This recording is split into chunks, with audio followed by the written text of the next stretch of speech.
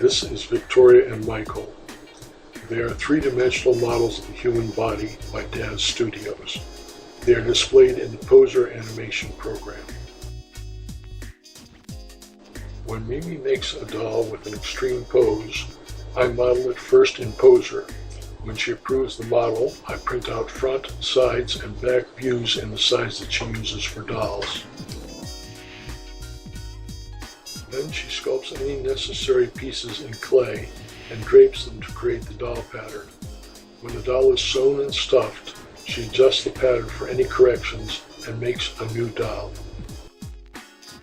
When the finished dolls look like the sculpture, we have a new doll pattern.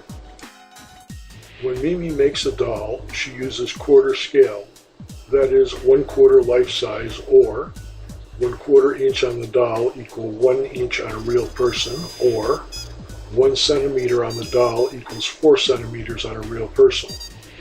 Scale determines the relationship of the doll to other figures and to props.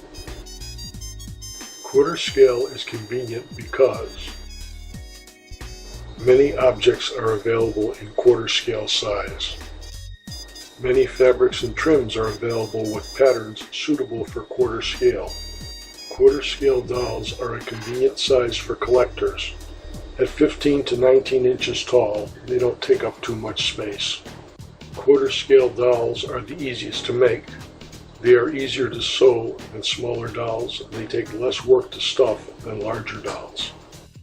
Most costume books have 1/8 scale pattern sheets.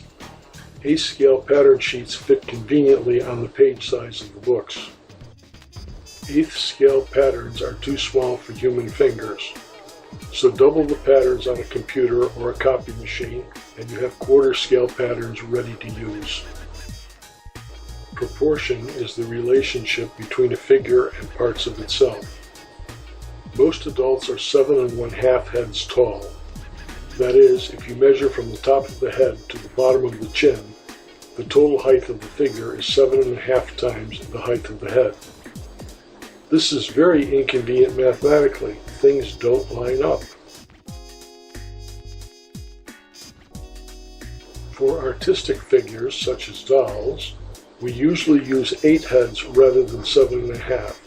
It makes things much easier and looks better than real life.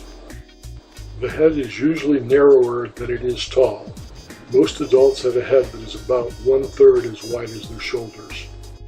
So adult doll figures are about 8 times as high as the head and 3 times as wide as the head.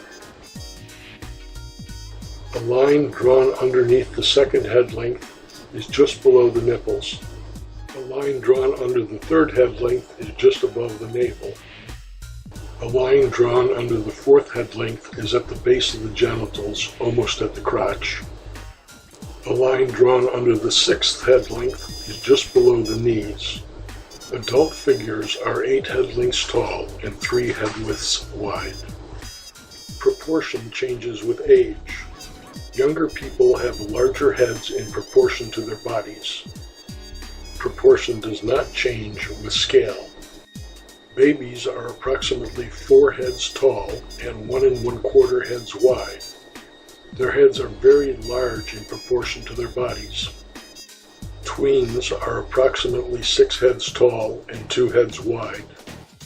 No matter what scale adults are, they are always proportionately 8 heads tall and 3 heads wide. Unless the proportions match the apparent age of the figure, we find the doll jarring or unpleasant. You can indicate the age of the doll just by adjusting the proportions. Changing the size of the body does not change the relative sizes of body parts.